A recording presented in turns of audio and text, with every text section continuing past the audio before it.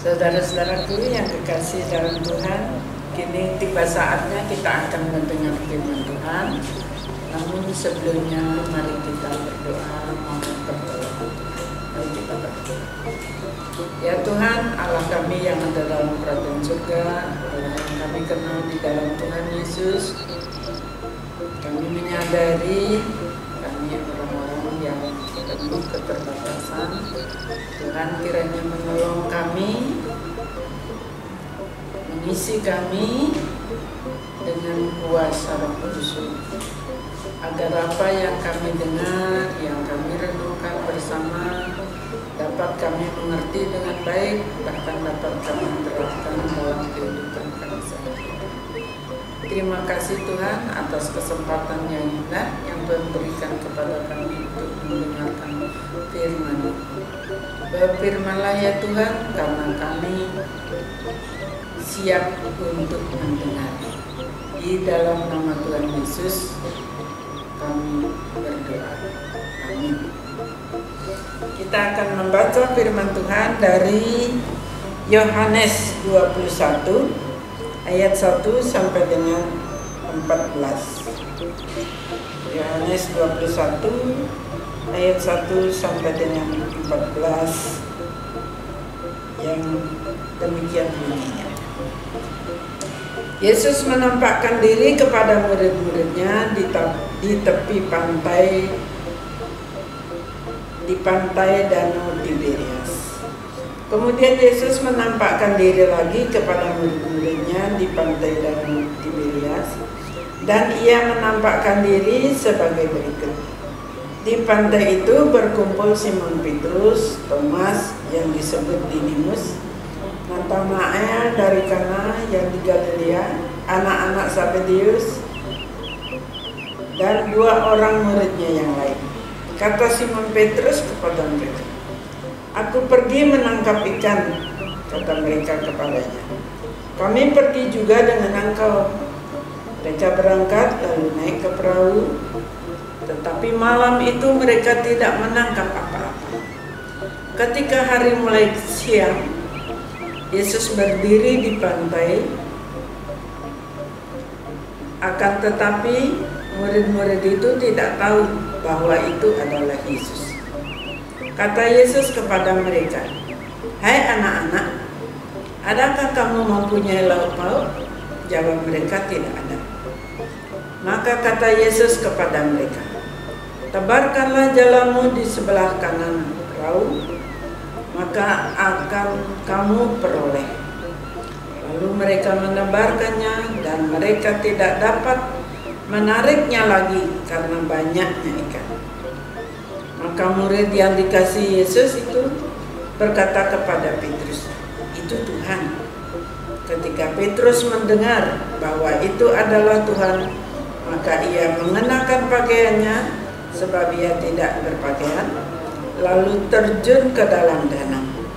Murid-murid yang lain datang dengan perahu karena mereka tidak jauh dari darat, hanya kira-kira 200 hasta saja, dan mereka menghela jala yang penuh ikan itu.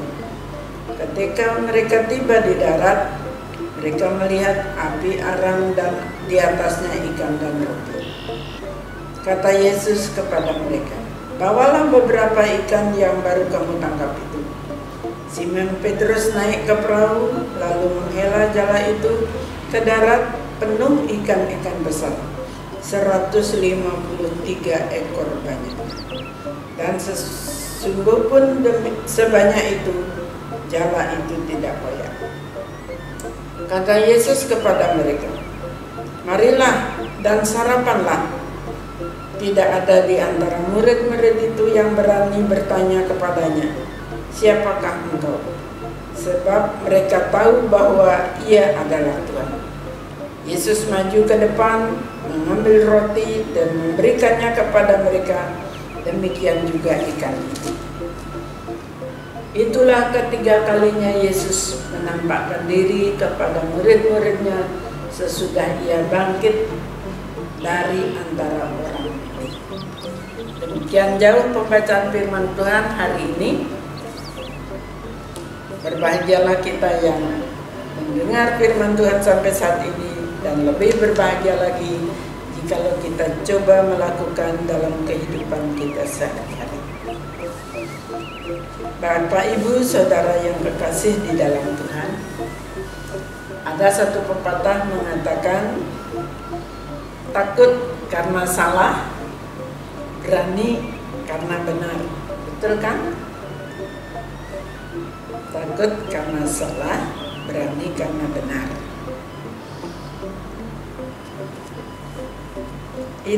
Hal itu terjadi pada saat kita berbuat salah. Orangnya baru datang saja, orangnya kita sudah takut. Contoh jelas terjadi pada kehidupan Adam dan Hawa. Ketika Adam melanggar perintah Tuhan, mendengar suara Tuhan ada di dalam taman itu, Adam sudah bersembunyi sampai Tuhan memanggil, Adam, Adam, di mana engkau? Aku di sini, Tuhan. Mendengar suaramu,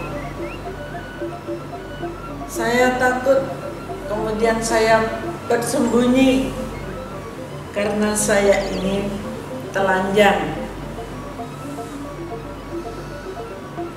Jadi mereka sadar mereka telah melanggar perintah Tuhan. Jadi tidak ada manusia yang dapat menutupi kesalahannya atau dosa yang diperbuatnya. Oleh karena itu, kita harus selalu ingat, upah dosa adalah maut. Upah dosa adalah maut. Kita harus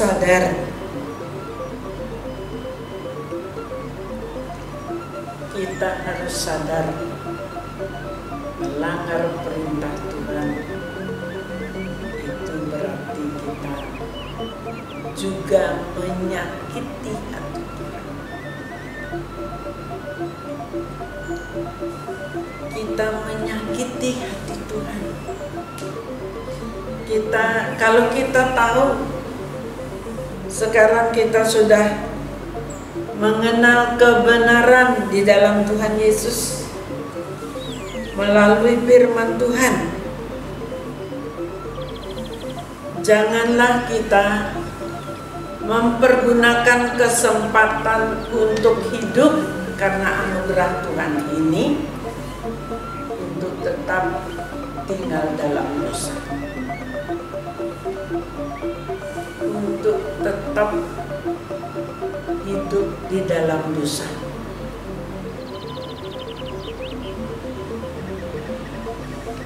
Tuhan memanggil kita untuk menjadi murid-Nya, untuk menjadi saksinya, untuk meninggalkan dosa, untuk menjadi saksinya di dalam sikap hidup kita sehari-hari, yaitu sikap hidup yang sesuai dengan firman Tuhan.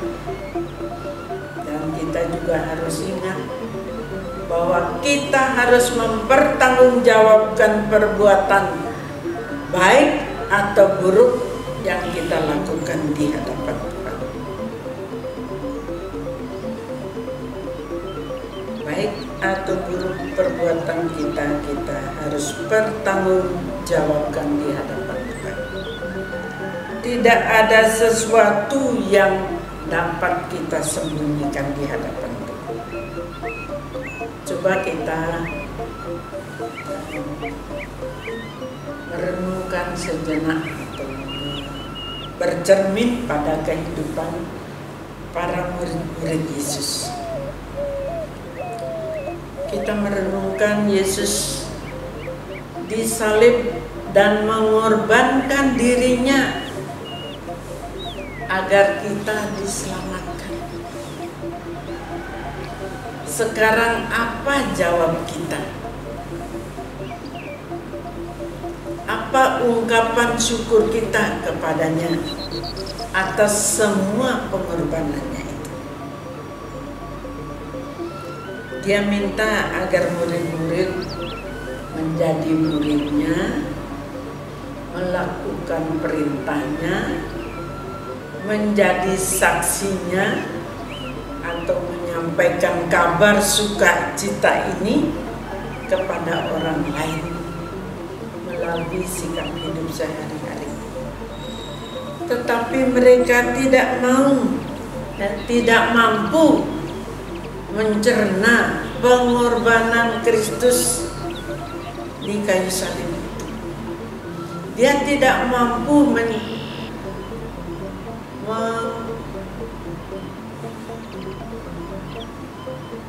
mencerna atau mengerti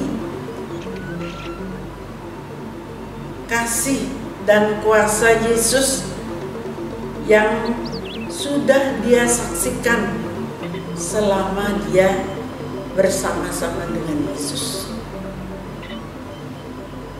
Buktinya ketika Yesus mati, dikuburkan, dia masih berpikir, sekarang kita lakukan. Yesus sudah tidak bersama kita lagi. Kemudian Petrus mengatakan, aku akan kembali kepada pekerjaanku yang lama. Oh, kalau begitu saya ikut juga murid-murid yang lain. Mereka kembali ke pekerjaannya semula sebagai nelayan. Dia mengkhawatirkan bagaimana ekonomi keluarganya, bagaimana nanti dia kalau tidak melakukan apa yang menjadi keahliannya itu. Tapi ternyata setelah mereka menangkap ikan bersama-sama, semalaman mereka mencari ikan yang apa yang menjadi keahliannya, tapi mereka tidak mendapat apapun. Karena hari sudah mulai siang, mereka kembali ke darat. Tiba-tiba mereka mendengar suara, anak-anak, apakah ada lauk padamu? Mereka serempak menjawab, oh tidak ada. Tebarkanlah jalamu di sebelah kanan perahumu, maka kamu akan mendapatkan. Mereka tebarkan jalannya di sebelah kanan perahunya, mereka mendapat ikan banyak sekali, sampai mereka tidak mampu menarik perahunya ke darat, terpaksa memanggil kawannya yang lain untuk membantu. Setelah mereka sampai di darat, dan saat itu Yohanes, murid yang dikasih, sadar dia bahwa itu pasti Tuhan, itu adalah Tuhan. Mengapa Yohanes mengerti itu Tuhan? Karena ketika dia menurut perintahnya menebar jala di sebelah kanan perahu, mendapat ikan di cuaca yang sudah siang, sebagai seorang nelayan sesuatu yang tidak mungkin, ternyata mereka mendapat ikan yang banyak. Kemudian mereka cepat-cepat kembali ke darat menemui Tuhan Yesus. Ternyata di sana sudah tersedia ikan dan roti yang dibakar. Jadi di sini kita melihat kalau kita mau hidup seturut dengan firman Tuhan, kita mau menjadi saksinya, kita sungguh-sungguh hidup menurut perintahnya, Tuhan mampu menyediakan apa yang kita perlukan. Karena Dia adalah Tuhan kita yang hidup, yang menjadikan langit bumi dengan segala isinya, tentu juga mampu menyediakan apa yang kita perlukan kalau kita sungguh hidup sesuai dengan firman Tuhan. Jadi sekarang apakah kebangkitan Kristus ada maknanya bagi kita? Perlu kita tanyakan kepada diri kita masing-masing. Apakah saya sudah hidup sesuai dengan firman Tuhan? Apakah saya sudah hidup menjadi saksi Tuhan? Lebih-lebih lagi, apakah kebangkitan Kristus sudah membangkitkan iman percaya saya kepadanya? Itu sungguh satu pertanyaan yang perlu kita tanyakan pada diri kita. Apakah kebangkitan Kristus yang kita peringati tidak sekali bahkan sering kali betul-betul membangkitkan semangat iman kita percaya kita kepadanya? Kita mempunyai Allah yang hidup, Allah yang maha kuasa, Allah yang menjadikan langit bumi dengan segala isinya, Allah yang mampu menyediakan apa yang kita perlukan. Amin. Tuhan memberkati. Tuhan kiranya melanjutkan pengajarannya kepada kita masing-masing lebih daripada apa yang bisa saya sampaikan.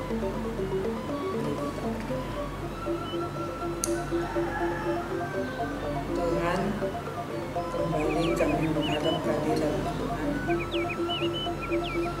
Biarlah peringatan kebangkitan Kristus yang setiap kali kami rayakan juga membangkitkan semangat iman percaya kami di tengah-tengah situasi yang kami hadapi, baik di dalam menghadapi masalah dalam kehidupan kami secara pribadi, dalam keluarga, dalam jemaat, juga dalam kehidupan kami bermasyarakat. Kami mohon Tuhan menjelikan mata rohani kami, agar kami mampu melihat kuasa-Mu yang besar, yang melingkupi, yang memelihara kehidupan kami setiap saat. Kuatkanlah iman percaya kami kepada-Mu, agar kami mampu menghadapi atau melawan segala semu daya iblis yang selalu ingin membawa kami jauh daripada-Mu. Inilah seru doa kami yang kami naikkan di dalam nama Tuhan Yesus yang menjadi Tuhan dan Juru Selamat kami yang hidup. Amin.